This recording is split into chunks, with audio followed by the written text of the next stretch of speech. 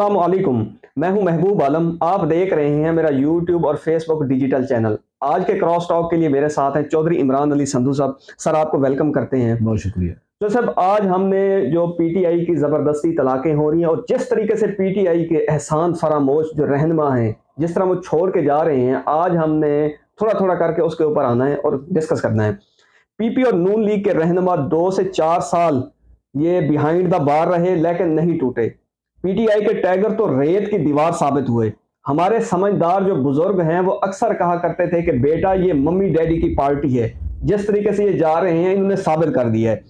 PP और नून league के वालों के बारे में अक्सर आप लोग कहा करते थे कि ये करप्ट माफिया हैं, लेकिन उसके बावजूद वो भागे नहीं हैं।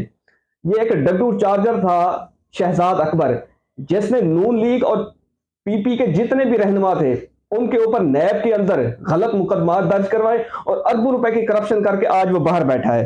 इसके अलावा 60 से 70% जो अवाम है वो मेरे कप्तान के साथ खड़ी थी। उन्होंने जेलें काटी हकीकी आजादी के लिए। जेल भरो तहरीक के लिए 2013 से लेकर 2018 तक हर शक्ल में उन्होंने पीटीआई का साथ दिया। शीरी मजारी को पीटीआई ने क्या कुछ नहीं दिया। शीरी मजारी ये कहकर पार्टी छोड़ गई कि मेरे बच्चे और मेरी वालदा जो है मेरे लिए अजीज हैं। 7-8 हजार से ज्यादा बच्चे इस वक्त बिहाइंड द बार हैं। क्या वो किसी की औलाद नहीं है? इसके अलावा क्या जिले शाह किसी का बेटा नहीं था? जो लोग बगैर किसी वजह के जेल में बंद हैं, क्या वो किसी के बेटे नहीं है? असद उमर ने यह कहकर पार्टी छोड़ दी कि फौज जो है हमारे मुल्क की जामिन है। उस दिन आपका जमीर कहां था जब कप्तान ने हमारी पाक फौज को मीर सादिक और मीर जाफर कहा? आप हमें पागल समझते हैं। मलका बुखारी ने कहा कि मेरा जो बेटा है वो 13 साल का है। मुसर्रत जमशेद ने कहा कि मेरा बेटा 11 साल का है। आज आपको आपकी औलादे और आपके बेटे याद आ रहे हैं। कितने बेटे आज बिहाइंड द बार हैं? क्या कभी आपने उनके सवालों के जवाब देने हैं? इसके अलावा उमर कियानी ये कहकर अपनी जमात को छोड़ गए कि फौज हमसे है और हम फौज से हैं। आप खुद तो पतली गली से निकल गए और हमें फंसा गए। आप गरीब जो कारकुन हैं वो बंद हैं। आखिर हमें ये बात कब समझ आएगी? मतलब परस्त लोग हैं ये, जितने भी सियासी लोग हैं ये ठग हैं। कब तक हम इनके इशारों पर और दूसरों की शादी पर हम नाचते रहेंगे? आप भूल गए कि इसी फौज ने आपको इख्तिदार में लेकर आए और आज यही गद्दार हैं।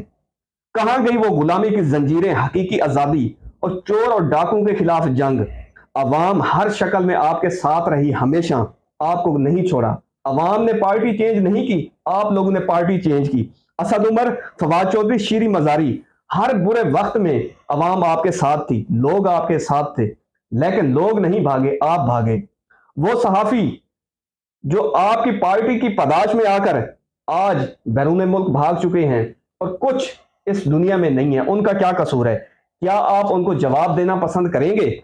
इसके अलावा फवाद चौधरी अक्सर ये कहा करते थे कि लेकर रहेंगे आजादी, छीन कर रहेंगे आजादी, इनकलाब जिंदाबाद।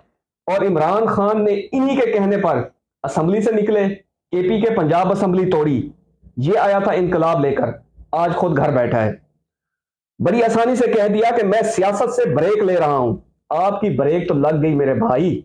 हजारों कारकुन की ब्रेकें कौन लगवाएगा? आप गरीब आवाम को बेवकूफ बना रहे हैं। अपने ऐशो आराम के लिए आपने हमारा इस्तेमाल किया। आज जो लोग पाकिस्तान छोड़ गए हैं उनको कोई जवाब देना पसंद करेगा आप में से? इमरान, रियाज, साबिर शाकिर, समी इब्राहिम, मोईद पीरजादा, अशर शरीफ, क्या आप इनमें से किसी एक को जवाब दे पाएंगे? नहीं। आप लोग 4 दिन भी जेल बर्दाश्त नहीं कर सके। जमान पार्क पर हमने चौकीदारी की, रोड पर हम सोए, मारे हमने खाई। आपने पीटीआई के लिए क्या किया? थोड़ी सी जेल आई और सब चीजें खत्म। आज अवाम कहेगी कि हम आपके गुलाम नहीं है कि आप जो कहेंगे हम कर लेंगे। हमेशा यही सुना था आप लोगों से कि deal deal deal, NRO NRO. अब हमें पता चला है कि असल जो एनआरओ वो है क्या। कुछ शर्म होती है, कुछ हया होती है। कहां गई आपकी वो इस्लामी बातें, तकलीफ में सब्र करने वाली बातें? आप खुद ही सब्र करना भूल गए।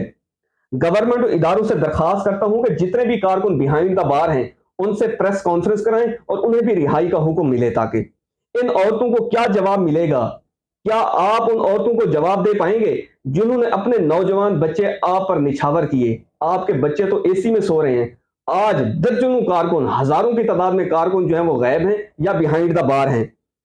آج وہ غدار بھی وہی ہیں. آپ نے آسانی کے ساتھ پریس کانفرنس کی اور جا کے گھر چلے گئے اپنے بچوں میں. آپ نے کہا تھا کہ فوج ہماری باپ ہوتی ہے. آپ نے اسی فوج کو غدار کہا. آپ نے کہا کہ D G I S I جو ہے یہ ملک کا رکھوالا ہوتا ہے. آپ نے اس کو رسوا کیا. خود تو آپ نے سیاست سے بریک لے لی. اب ان بیچارے غریب عوام کارکنوں کو سیاست سے بریک کون دلوائے گا؟ خدا کے لیے ان ہزاروں بے گناہ جتنے بھی کارکن ہیں ان کے بارے میں سوچا جائے. آپ کا ضمیر تو بڑا ہی بے ضمیر نکلا. آج فوج بھی اچھی ہو گئی. آج کے بعد ڈیل اور این آر او کی باتیں کبھی مت کرنا. آج میں کہہ سکتا ہوں کہ صرف نون لیگ اور پی پی والے ہی جیل کاٹ سکتے ہیں. سر کیا کہتے ہیں؟ جی بہت شکریہ ملک صاحب، آپ نے بڑا ڈیٹیل سے جو ہے اس کو ڈسکس کیا اور آپ نے اپنے جذبات کا اظہار بھی کیا. آپ کی گفتگو سے آپ کے جذبات بھی چھلک رہے تھے. آپ کی تکلیف کا بھی اندازہ ہو رہا تھا کہ آپ محب وطن ہونے کے ناطے کتنے تکلیف میں ہیں، کتنی پریشانی میں ہے کہ جو اس وقت ملک میں حالات چل رہے ہیں ان کی وجہ سے، اور آپ کے دل میں کتنی درد ہے ہماری عوام کے لیے، ہمارے بچوں کے لیے، یا ہمارے ان نوجوان ساتھیوں کے لیے جو بہکاوے میں آ کے اس وقت جیلوں میں ہیں یا مفرور ہوئے ہیں، یا وہ پرچے کا ان پہ ہوئے ہیں اور وہ ان کو فیس کر رہے ہیں. ملک صاحب میں سٹیپ بائی سٹیپ آپ کی باتوں کا جواب دیتا ہوں. پہلے میں آتا ہوں کہ پی ٹی آئی کی یہ جو طلاقیں ہو رہی ہیں اس پہ تھوڑا سا تجزیہ میں پیش کرنا چاہتا ہوں. دیکھیں طلاقیں ہو نہیں رہی، طلاقیں کرائی جا رہی ہیں، یہ تو بات بڑی واضح ہے.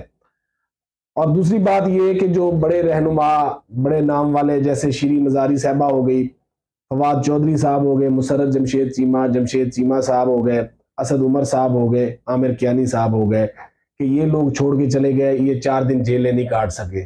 اس کے پیچھے ملک صاحب ایک بہت بڑی لاجک ہے. انسان اپنی ذات پہ کوئی زخم آئے، کوئی دکھ آئے یا کوئی تکلیف آئے وہ تو برداشت کر لیتا ہے، لیکن بعض اوقات حالات اس طرح کے ہو جاتے ہیں، حالات و واقعات اس طرح کے ہو جاتے ہیں کہ انسان کو جو ہے وہ روحانی طور پہ توڑنے کی کوشش کی جاتی ہے، مینٹلی اس کو ٹارچر کیا جاتا ہے. اس کی مثال یہ ہے کہ جب ان کے بچوں پہ بات آتی ہے، انسان اپنے بچوں کے متعلق بڑا رحم دل ہوتا ہے، بچوں کے متعلق بڑا جذباتی ہوتا ہے. جب ان کے بچوں کی بات آتی ہے یا ان کے فیملی ممبرز کی بات آتی ہے تو پھر ہر بندہ جو ہے وہ اس جبر کا، اس تشدد کا سامنا نہیں کر سکتا. پی ڈی ایم کی حکومت جو ہے یہ اس فستائی پہ اتری ہوئی ہے کہ یہ لوگوں کو توڑنے پہ کوشش کم کر رہی ہے، ان کے فیملی ممبرز کو ٹارچر کرنے پہ، ان کے کپڑے اتارنے پہ، ان کو ننگا کرنے پہ، ان پہ تشدد کرنے پہ زیادہ اتری ہوئی ہے. اور ان حالات کی وجہ سے جو سیاسی رہنما ہیں وہ بیچارے کافی حد تک پریشان ہیں اور جلدی جو ہے وہ ٹوٹ رہے ہیں. رہی بات یہ کہ پی ڈی ایم کے وقت جب وہ اپوزیشن میں تھے، پیپلز پارٹی اپوزیشن میں تھی، مسلم لیگ نون اپوزیشن میں تھی، تو ان کے رہنماؤں نے سال 2 سال جیلیں کاٹی ہیں، بالکل کاٹی ہیں. ہمیں تب بھی اعتراض تھا کہ یہ ناحق ان کو جیلوں میں بھیجا جا رہا ہے، ہمیں آج بھی اعتراض ہے، بے شک 4 دن کے لیے بھی بھیجا جا رہا ہے. لیکن ایک بڑا واضح فرق تھا. واضح فرق یہ تھا تب یہ رواج نہیں ہوتا تھا کہ جس کو گرفتار کیا اس پہ کسٹوڈیل تشدد ہوا یا اس کو کسٹڈی میں رکھ کے ننگا کیا گیا یا ان کو فیملی ممبرز کو جو ہراساں پریشان کیا گیا، ان کو بلیک میل کیا گیا. اس طرح کا رواج اس وقت نہیں تھا. یہ رواج پی ڈی ایم نے ایجاد کیا ہے. انہوں نے جس کو بھی پکڑا اس کو اس کی بے حرمتی کی، اس کو بے عزت کیا، بے لباس کیا، بے آبرو کیا. اس لیے انسان جو ہے وہ جتنے بھی لیڈرز جو ہے ٹوٹے ہیں وہ روحانی طور پہ ان کو ٹارچر کرنے پہ یا مینٹلی ان کو ٹارچر کرنے پہ ٹوٹے ہیں. اب میں آ جاتا ہوں شہزاد اکبر کی. آپ نے حوالہ دیا، میں 200% آپ سے ایگری کرتا ہوں. شہزاد اکبر آل ان آل بادشاہ تھے اس وقت. جس کو چاہا جیل میں ڈال دیا، جس کو چاہا اٹھوا لیا، جس کو چاہا نااہل کروا لیا، جس کو چاہا مقدمہ بنوا لیا. شہزاد اکبر صاحب نے پی ٹی آئی کی دور حکومت میں پی ٹی آئی کو جتنا نقصان پہنچایا، جتنا ہمارے ملک کو نقصان پہنچایا، یا ان کے اقدامات کی وجہ سے جتنا سیاست کو نقصان پہنچا، شاید اس کی بھی کوئی مثال نہیں ملتی.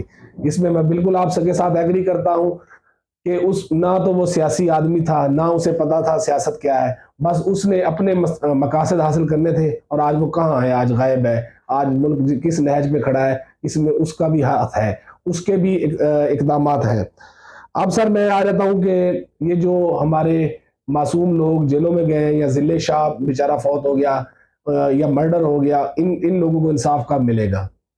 سر ہمارے ملک کا یہ المیہ ہے، ہمارا بطور قوم یہ المیہ ہے کہ جو بڑی مچھلیاں ہیں وہ ہمیشہ جال کو پھاڑ کے نکل جاتی ہے.